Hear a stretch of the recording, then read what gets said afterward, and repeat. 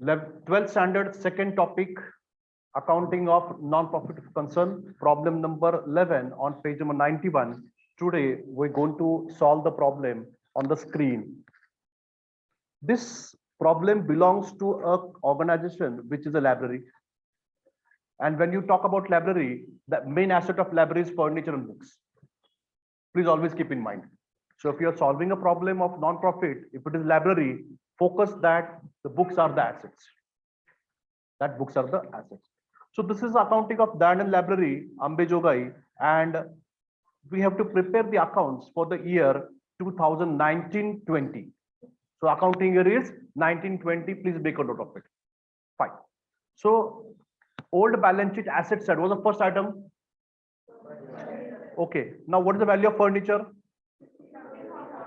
So this 50,000 furniture, what we have last year, check in the receipt payment column. On the receipt side, if you have sold the entire furniture, या ठिकाणी receipt payment साइडला check करा furniture विकले का आहे तेवढंच आहे. Payment साइडला नवीन विकत घेतलंय म्हणजे फर्निचर आहे. So Naveen balance sheet asset side furniture inner column. Furniture inner column amount is 50,000. Okay, next item, books. Next item is books. If you're talking about library, then books is your asset. So furniture च्या खाली 4 lines सोडून books is your new item of asset, and again it has got 2 main adjustment, so it will go to asset side inner column. कारण लायब्ररीचे books काय asset आहे ना, म्हणून balance शीटच्या assetला inner column. Next पुढचा आयटम काय? Postage stamps आहेत शिल्लक, ते पुढच्या वर्षी आपण वापरणार आहोत, ते कंझ्युम करणार आहे आपण, तो एक्सपेन्स आहे. काय तो एक्सपेन्स, आणि म्हणून इन्कम एक्सपेंडिचरच्या डेबिट साइडला टू पोस्टेज या खाली ओपनिंग स्टॉक, कीबोर्ड खराब आहे, to opening stock inner column मध्ये 500. ओपनिंग स्टॉक इनर कॉलम मध्ये 500. नेक्स्ट पुढचा आयटम इन्व्हेस्टमेंट इन सिक्युरिटीज. आपण काय केल्या ठिकाणी शेअर्स विकत घेतलेले आहेत, डिबेंचर विकत घेतलेले आहेत, ती गुंतवणूक आहे, ती ऍसेट आहे. तर खाली रिसिट पेमेंट अकाउंटला बघा, रिसिट साइडला काही पैसे विकले का आपण, सॉरी सिक्युरिटीज विकलेत का सगळे आहे का? रिसिट साइडला काही विकून पैसे मिळालेत का? नाही. पेमेंट साइडला काही नवीन विकत घेतलेत का? खाली काही ऍडजस्टमेंट आहे का सिक्युरिटीज वर? नाही. म्हणजे ही ऍसेट आहे तेवढीच आहे. Investment in securities, investment in securities, investment in securities किती अमाऊंट आहे? 7,000 डायरेक्ट आउटर कॉलम. अरे हो, गाडी पळते आमचं. Investment in securities 7,000. नेक्स्ट पुढचा आयटम काय? पुढचा आयटम कॅश इन हँड. हा कोणता कॅश आहे? हा मागच्या वर्षीचा क्लोजिंग आहे. मागच्या वर्षीचा क्लोजिंगला आपण या ठिकाणी अजिबात कन्सिडर करत नाहीये. या वर्षी जो क्लोजिंग आहे तोच घ्यायचा आपल्याला. त्याला सर्कल करा, 7,000 सर्कल करा, 40,000 सर्कल करा, आणि खाली इन्कम रिसिप्ट साइडला पण सर्कल करून टाका. नेक्स्ट, आता कुठली साइड? जुनी बॅलन्स शीटची लायबिलिटी साइड. पहिला आयटम काय? Capital fund. कॅपिटल फंड नवीन बॅलन्स शीटच्या लायबिलिटी साइडला इनर कॉलम मध्ये 7,50,000. नेक्स्ट पुढचं सबस्क्रिप्शन आपल्याला ऍडव्हान्स मध्ये मिळालंय. कधी मिळालंय? 18-19 कधीच मिळालंय? 19-20 मिळालंय. आपला अकाउंटिंग इयर 1920 आहे. आपला अकाउंट इयर काय? 1920. त्यामुळे हा इन्कम आहे, आणि म्हणून या ठिकाणी इन्कम साइडला बाय सबस्क्रिप्शन, त्याच्या खाली add received in last year.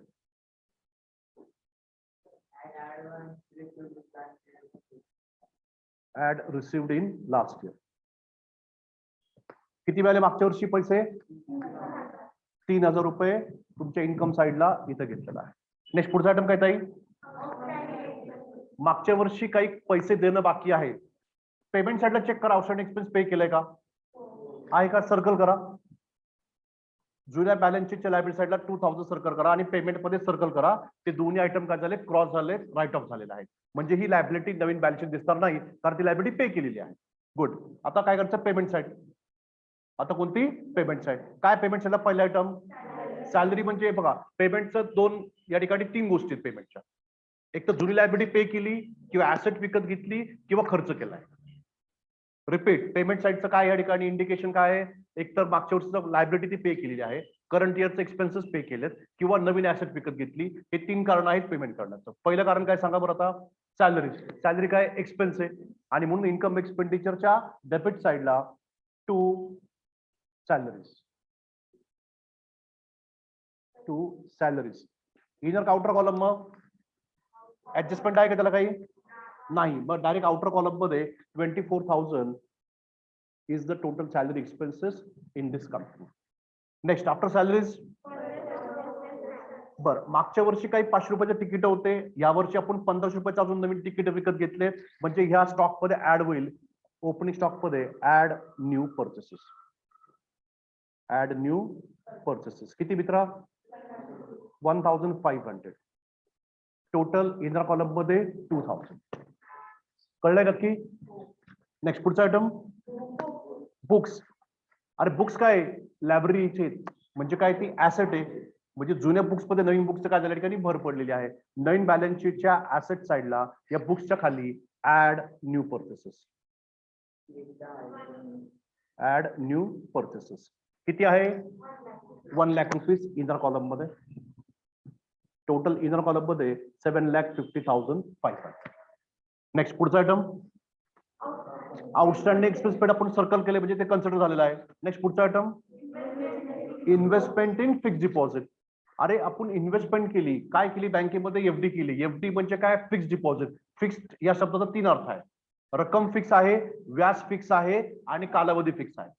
So fixed gives us three dimension. One is the amount is fixed, the tenure is fixed and the interest on the FD is fixed. आणि म्हणून fix शब्द वापरतात. तीन गोष्टी fix आहेत. रक्कम fix केली गेलेली आहे, पिरियड 1 वर्ष ते फिक्स झालेलं आहे आणि त्याचं व्याज पण काय झालाय? फिक्स झालेला आहे. तो चेंज होणार नाही जोपर्यंत तुमची एफडी मॅच्युअर होत नाही.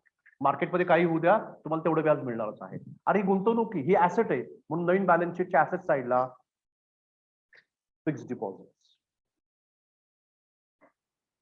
फिक्स डिपॉझिट किती? फिक्स डिपॉझिट ऍडजस्टमेंट ते म्हणून डायरेक्ट आउटर कॉलम मध्ये 50,000. नेक्स्ट पुढचा आयटम पेमेंट साईडला काय? पुढचा आयटम फर्निचर म्हणजे आपण ऍसेट विकत घेतली, मग जुन्या फर्निचर मध्ये ऍड झालेला आहे. जुन्या फर्निचर मध्ये add new purchases. Add new purchases. What is the value? 30,000 inner column मध्ये. टोटल इनर कॉलम मध्ये 80,000. येस. नेक्स्ट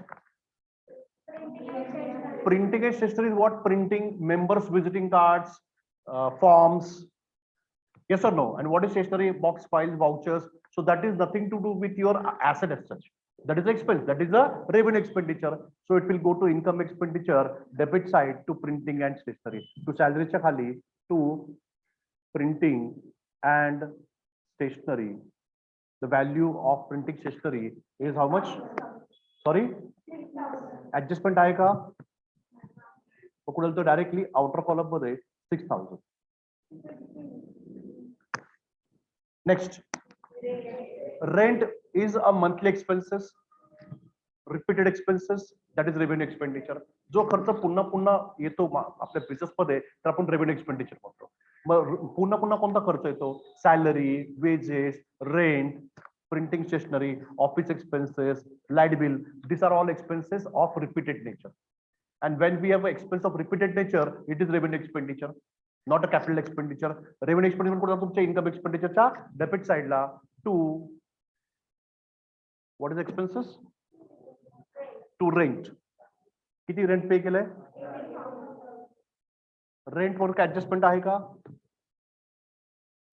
नाही. किती? 18,000.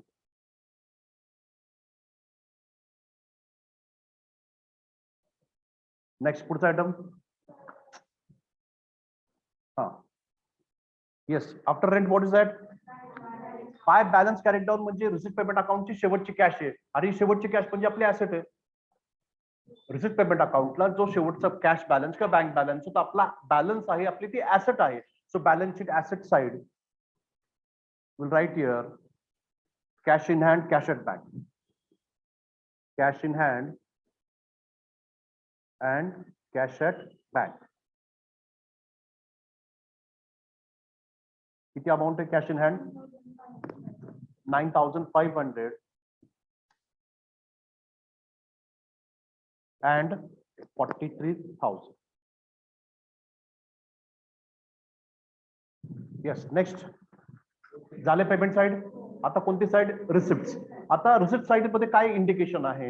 एक तर मागच्या वर्षीचं कलेक्शन करते ते कलेक्शन झालेलं आहे, किंवा चालू वर्षाचं इन्कम कलेक्शन झालेलं आहे, किंबहुना या ठिकाणी पुढच्या वर्षीचं आपण आता कलेक्शन केलं असावं, किंवा ऍसेट विकून पैसे मिळाले असतील, किंवा डोनेशन मिळालं असेल. कळलंय का? रिसिप्ट या नॉन प्रॉफिट कंपनीमध्ये पैसे येण्याचं कारण काय आहे? मागच्या वर्षीचं काही कलेक्शन झालंय का? करंट इयरचं कलेक्शन झालंय का? आपण ऍडव्हान्स काय घेतला आहे का? डोनेशन्स मिळाले आहेत का? ते प्रॉपर स्टडी करून त्याप्रमाणे अकाउंटिंग होणार आहे. तर रिसिप्ट साइडला पहिला आयटम काय आहे? Opening balance. तो घ्यायचा नाहीये आपण, त्याला सरकार करून काय केलंय? कन्सिडर नाही केलेलं. पुढचा आयटम काय ताई? To members subscription. किती अमाऊंट मिळालेली आहे?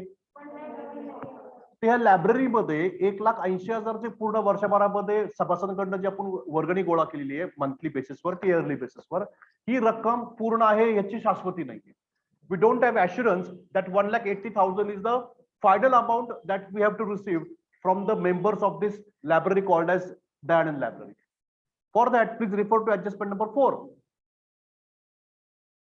This library has got 2,000 members and yearly is 100 rupees fees. So whatever 1,80,000 is the amount is not the final amount.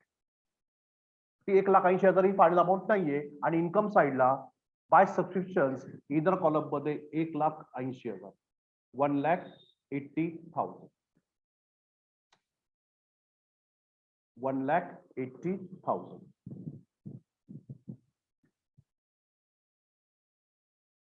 Next. Yes, what is the next item? Entrance fee म्हणजे प्रवेश fee. त्या मेंबरला महिन्याचे पैसे द्यायचेच आहेत, पण तुम्ही नव्याने येत आहे ना, तर तुमच्याकडे आम्ही एंट्रन्स फी घेणार. किती एंट्रन्स फी? ऍडजस्टमेंट नंबर 3 काय म्हणते बघा? 50% of entrance fee should be capitalise. म्हणजे एंट्रन्स फी जी आपण या ठिकाणी मेंबर्स कडनं घेतलेली आहे ती पूर्ण रक्कम काय कॅपिटलाइज करायची नाही, पूर्ण वापरायची पण नाहीये. We are not going to utilize the money for our regular expenses, nor we are going to take it consider 100% for capital fund. अर्धी घेतोय, अर्धी घेत नाहीये. आणि म्हणून इन्कम साइडला या ठिकाणी 3 लाईन सोडून by entrance fees inner column मध्ये बाय एंट्रन्स फीज किती इनर कॉलम मध्ये?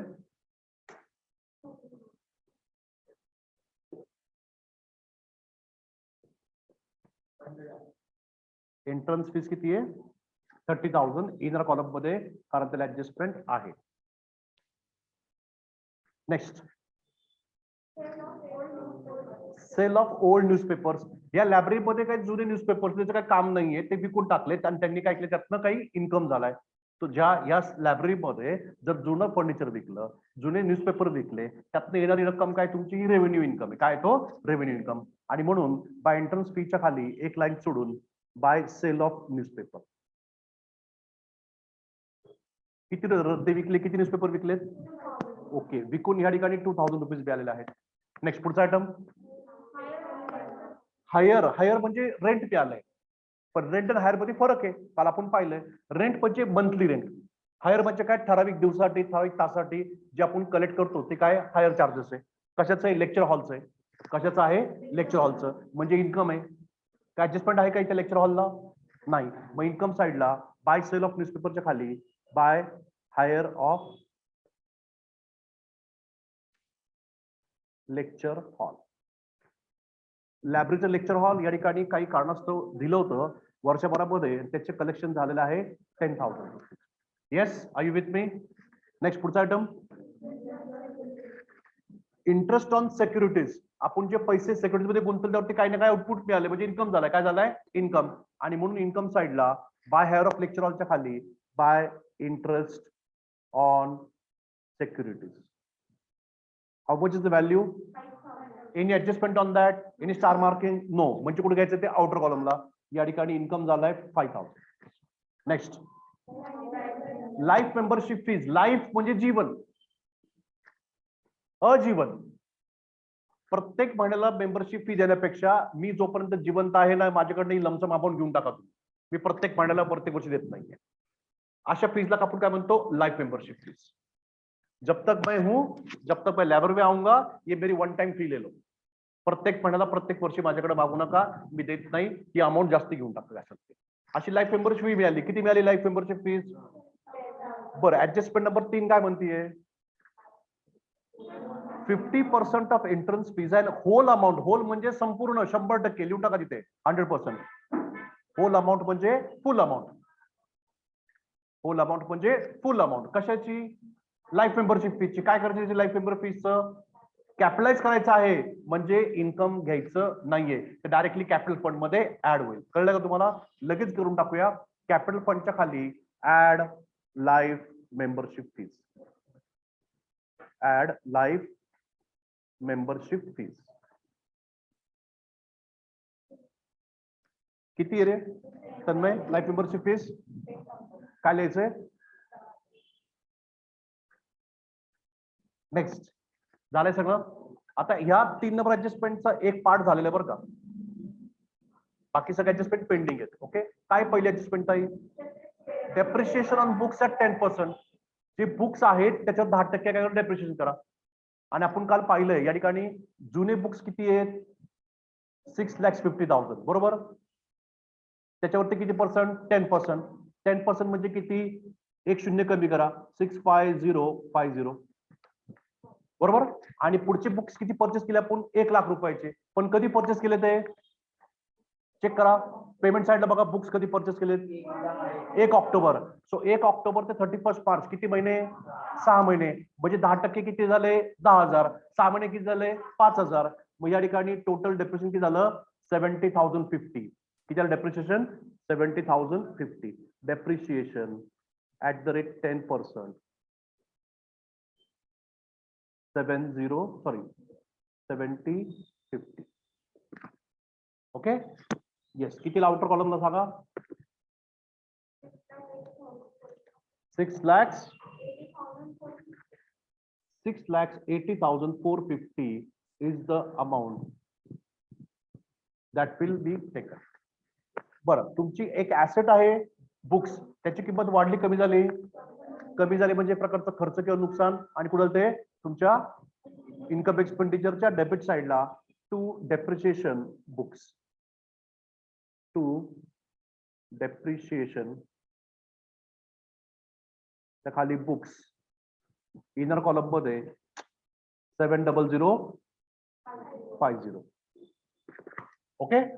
हा झालं फर्स्ट ऍडजस्टमेंट. काय second adjustment? Depreciate furniture at 8.5%. Same फर्निचरचंही असंच आहे. फर्निचर आपलं पहिलं किती आहे? 50,000चं. त्याच्यावर किती पर्सेंट? 8.5%. सो 8.5% बघा वर्किंग नोट मध्ये किती आहे? 4,250. किती आहे? 4,250. नवीन फर्निचर किती रुपयाचं परचेस केलंय? 30,000. कधी परचेस केलंय? 1 जुलै. म्हणजे किती मंथ्स? 9 मंथ्स. किती मंथ्स? 9 मंथ्स. मग 9 महिन्याचं डेप्रिशिएशन किती आलं या ठिकाणी? 1912. 1912. टोटल डेप्रिशिएशन या ठिकाणी मायनस होईल. लेस डेप्रिशिएशन ऍट द रेट 8.5%. त्याची टोटल व्हॅल्यू किती आलेली आहे? 6162. मायनस करून आउटर कॉलम किती येईल मग? Tell me. 73,838.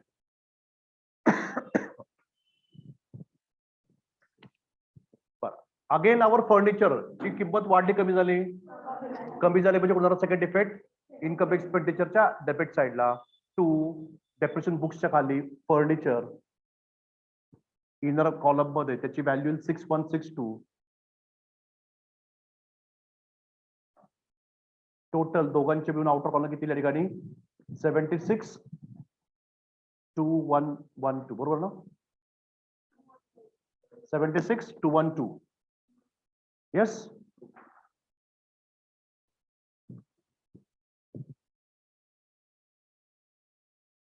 नेक्स्ट पुढचा आयटम ऍडजस्टमेंट नंबर किती झाले आपले आता 3 नंबर. आता कोणते ऍडजस्टमेंट 4. काय 4 नंबर ऍडजस्टमेंट? या लायब्ररीमध्ये टोटल किती सभासद आहेत 2000 आणि प्रत्येकाची मेंबरची फी किती आहे 2000 इंटू 100 रुपीज तुमचं कलेक्शन व्हायला पाहिजे. So total collection will be 2 lakh rupees. Yes or no? तुमचं 2 लाख रुपीज कलेक्शन व्हायला पाहिजे आणि म्हणून या ठिकाणी आउटर कॉलमला 2 लाख रुपीज घेऊन टाकले. त्या 2 lakhs पैकी आले किती 1,83,000. 2 lakhs पैकी कलेक्ट किती झाले 1,83,000 म्हणजे अजून 17,000 येणं बाकी आहे आणि म्हणून या ठिकाणी add outstanding current year. Add outstanding current year. Add outstanding current year किती आहे 17,000. काय म्हणते तू?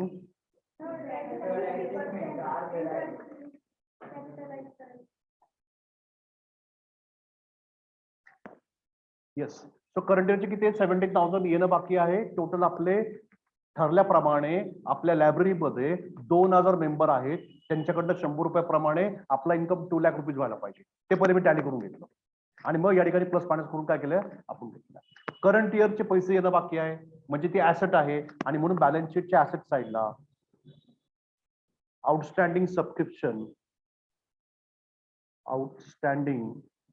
सबस्क्रिप्शन कोणतं इयर 2019-20. किती अमाऊंट येणं बाकी करंट इयरचे 17,000.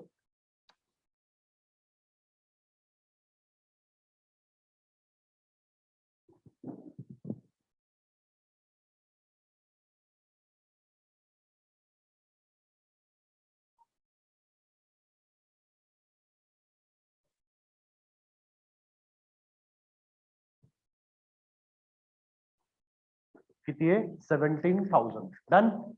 आता थर्ड ऍडजस्टमेंटचा एक पार्ट राहिला. काय राहिला part 50% of entrance fee should be capitalize. जी प्रवेश फी तुम्ही मेंबरकडनं घेतलेली आहे त्यातली अर्धी रक्कम तुमच्या रोजच्या खर्चासाठी राहू द्या, अर्धी रक्कम भांडवलामध्ये ऍड करा. सो एंट्रन्स फीच्या खाली लेस 50% कॅपिटलाइज.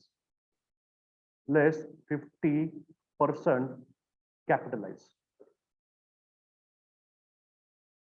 50% म्हणजे 15,000 आणि आउटर कॉलम मध्ये 15,000.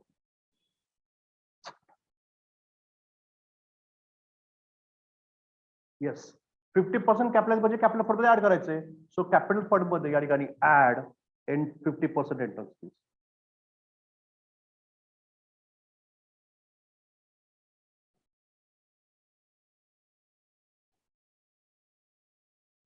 किती व्हॅल्यू आहे 15,000. किती आहे ओके गुड. झाली ऍडजस्टमेंट नंबर 3. झाली ऍडजस्टमेंट नंबर 4. शेवटची ऍडजस्टमेंट महत्वाची. काय सांगा शेवटची adjustment? The value of unused postal stamps was 200. तिथं पेन्सिल अंडर कुठल्या क्लोजिंग स्टॉकल्या पेन्सिल लिहिल्या क्लोजिंग स्टॉक.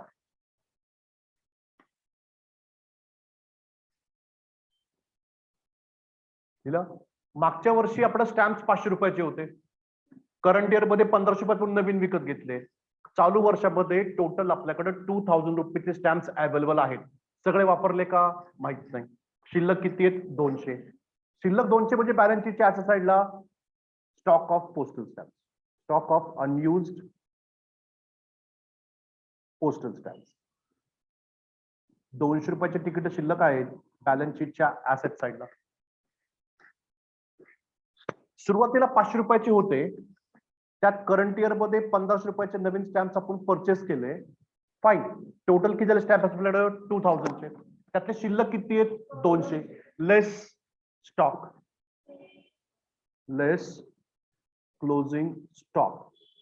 किती रुपयाचे 200 रुपयाचे स्टॉक शिल्लक आहे. दॅट मीन्स तुम्ही वर्षभरामध्ये 1800 रुपयाचे स्टॅम्प्स काय केले आहेत या ठिकाणी कंझ्युम केले आहेत. 1800 रुपये. कळले perfect. Opening plus purchase minus closing is equal to value of postage stamps used in the business. त्या आर्थिक वर्षभरामध्ये दयानंद लायब्ररीमध्ये 1800 रुपयाचे तिकीट आपण कंझ्युम केले. कळलं तर हो म्हणा. कळले शेवटचे ऍडजस्टमेंट झालं. पुस्तकात सगळं ऍडजस्टमेंट करायलाय का? काहीच नाही. आता सगळ्यात पहिले नियम कोणता आहे? तुम्हाला कोणता अकाउंट ओपन क्लोज करायचंय? Income expenditure. आता इन्कम एक्सपेंडिचरला क्रेडिट साईडला बघा 2 लाख रुपये. 2 आणि 15 2 15 2 15 आणि 2 2 17 2 17 आणि 10 2 27 2 27 आणि 5 2 32. क्रेडिट साईड किती आहे? 2,32,000. आता डेबिट साईडला चेक करूया किती आहे? 1800, 24,000, 6,000, 18,000 आणि 17,000. या ठिकाणी एकदम क्लिअर आहे की ह्या दयानंद लायब्ररीच्या इन्कम जास्ती आहे. काय जास्ती आहे? इन्कम. आणि म्हणून या ठिकाणी मी इथं लिहिणार. हा बोला. ह्याची स्टॉक ऑफ पोस्टेज स्टॅम्पची दुसरी ऍडजस्टमेंट राहिली ना. बॅलन्स शीटच्या ऍसेट साइडला स्टॉक ऑफ पोस्टल स्टॅम्प 200 रुपये ते घेतले आपण. आणि पहिला इफेक्ट इथं घेतला आपण लेस स्टॉक म्हणून क्लोजिंग स्टॉक 200 रुपये.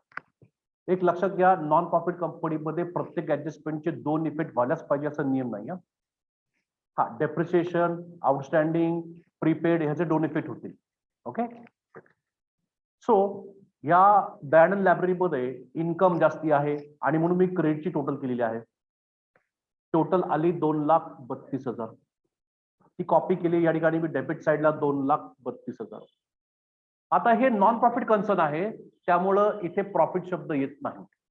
सरप्लस येतो. काय येतो? सरप्लस. मग इथे टू सरप्लस म्हणजेच काय? Income over expenditure. इन्कम जास्ती आहे खर्चापेक्षा आणि म्हणून आपण त्याला काय म्हणतो? सरप्लस. कळले का? तर 2,32,000 मधून हा सगळा खर्च जर मायनस केला तुम्हाला मिळणार आहे सरप्लस. किती आपला सरप्लस या प्रॉब्लेम मध्ये? 1,05,988. 1,05,988.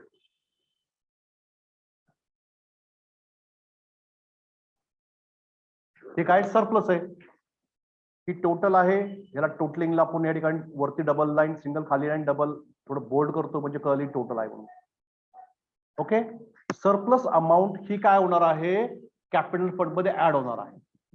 काय होणार आहे? कॅपिटल फंड मध्ये ऍड होणार आहे. बॅलन्स शीटच्या लायबिलिटी साईडला या कॅपिटल फंडच्या खाली ऍड सरप्लस. आणि यावरचे सरप्लस किती आहे? 1,05,988. टोटल कॅपिटल फंड नवीन 8,80,988. बरोबर आहे. आता आपल्याला काय करायचं आहे? बॅलन्स शीट टॅली करायची आहे. बॅलन्स शीटच्या लाईफ साईड एकच आयटम आहे. कॅपिटल फंड किती येतो? 8,80,988. So balance sheet liability side 8,80,988. Yes. आता आपल्याला बघायचे ऍसेटची टोटल. काय बघायची? ऍसेटची टोटल. तर या ठिकाणी जर आपण ऍसेटची टोटल केली तर या ठिकाणी बघा 8,80,988 ही अमाऊंट बरोबर येत आहे. म्हणजे आपलं काय झालं? बॅलन्स शीट टॅली झाली आहे 8,80,988. Online students, did you understood this problem? Yes, sir. Yes, sir. Sure. Yes, sir. Yes, yes, sir.